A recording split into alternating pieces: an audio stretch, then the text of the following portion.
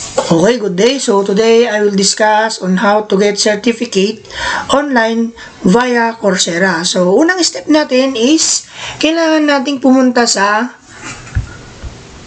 www.coursera.org. Okay? After that, kailangan nating i-click itong si Join for Free. Okay? Pagka-click natin yan, ito, click natin to. Pagka-click natin to, magpapakita ang sign up. Okay? Kailangan nating ilagay ang full name natin and then email address and password. Okay? So, pagka-sign up mo dyan, pagka-click mo ng Join for Free, and then saka tayo mag-login. Okay? So, mag-login tayo. And close natin to. Okay, mag-login tayo. Okay, lagay ko lang yung email ko and then the password.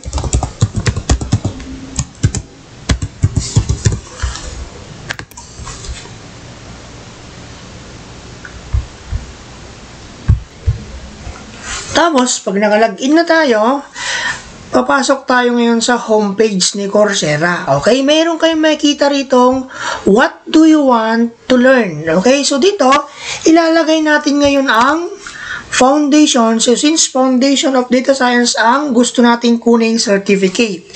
So, una, foundation of data science. So, enter lang natin yan. Tingnan natin kung meron siyang available na ganyang certificate.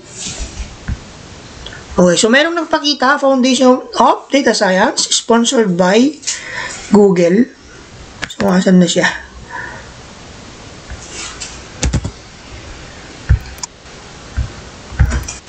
Ayan.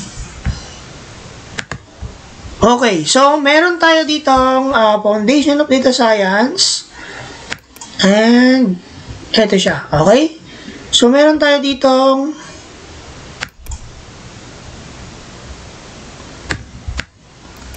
okay. Meron ko nakikita ang enroll for free. Okay, so hindi natin i-click yan. And then, meron kayo nakikita rito financial aid available. So, this time, we will apply the scholarship. Okay, mag-a-apply tayo ng scholarship. I-click lang natin itong si financial aid available. Click natin yan. And then, magpapakita. Okay, sabi niya dito, enroll or continue to the application. So, kailangan natin i-choose si continue to the application. So, since mag-a-apply tayo ng scholarship. Okay, click lang natin yan. Click natin yan. Okay, so meron siyang sinasabi rito, may bayad. Tama? Meron ditong original price, $49.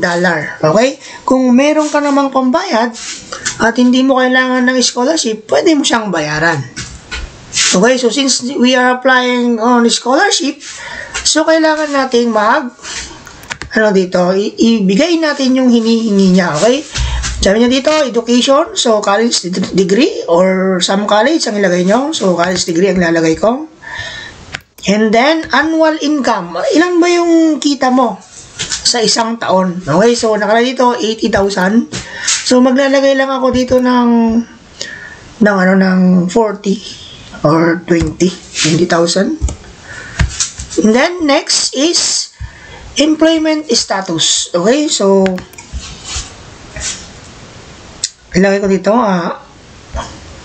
part-time. Or it's up to you kung unemployed, students. It's up to you. Okay, part-time ang lalagay ko. And then,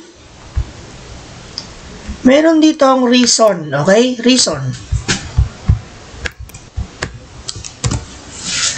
Meron dito ang reason na reason you applied for aid. Okay, so ilalagay mo ngayon yung rason mo dyan. Ano ba yung rason mo? Bakit mo kailangan ng scholarship? Okay, so ilalagay mo dyan kung ano yung rason mo. Ang hinihingi niya is 150 words. Okay? Ngayon, yung mga ibang nahihirapan, ng mag-English, tama? Okay, so pwede mo siyang itagalog and then meron naman tayong mga translator sa online. Okay, meron tayong Google Translator. Ilagay mo doon para ma-translate siya ng English and then ipipaste mo siya ngayon dito. Okay, so ako maglalagay ko ng sarili kong reason ko. So ilalagay ko lang dyan. Okay, so paglagay natin ng reason, okay, and then click lang natin ito. Yan, I reviewed my information and then click natin ang next. Okay. Mayroon siyang sinasabi, how much can you pay for your selected course? Ilan daw yung kaya mong ibayad? So since wala tayong kakayahan na magbayad, so ilagay lang natin 0. Okay, 0 siya. And then, how will your selected course help you with your goals? So, dito, maglalagay ulit kayo ng reason. Okay? So, ilagay nyo dyan yung reason nyo. Bakit, ano yung may tutulong ng course na ito sa inyo? 150 words. Okay? Okay, after nating mailagay yung, goals. Okay, kailangan na nating dapat 150 words yan. And then, kailangan na natin siyang check ito. I'm sharing accurate information on my application. Next, I commit to finishing my Coursera course. Okay? Check natin yan. And then, please type the following sentence. So, kailangan natin i-type tong si I agree to the terms above. Okay? I agree to the terms above. Okay? And then, click natin yung I'm not a robot.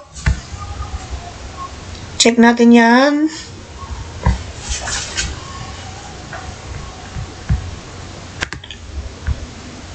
Okay, and then, click natin ang review.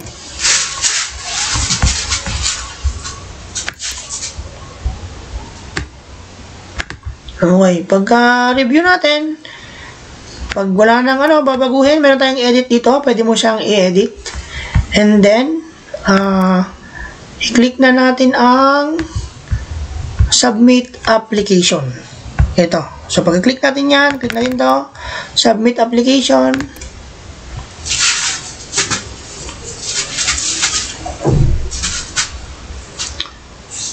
And then, sabi niya, success. We've received your application. We received your financial aid application for Foundation of Data Science. We'll let you know the outcome of your application through email and in an app message by February 14, 2025. So, malalaman natin yan na pagka February 14, malalaman natin kung approve ba yung in-apply natin scholarship. Okay, pag ma-approve, meron tayong 90% off. O kaya, pwede rin siyang ma-libre. Okay? And then, back to home tayo.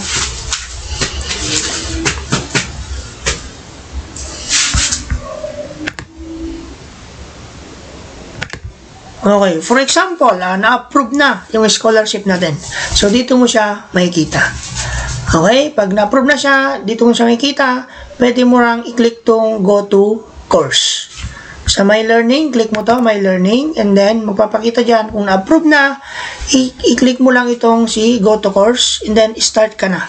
Okay? For example, na-approve na siya. Click natin yan, Go to Course, and then start ka nang mag-aral. So, may mga exam ito, kailangan mo siyang ipasa para makuha mo ang certificate online. Okay, so kailangan mo lang start the course.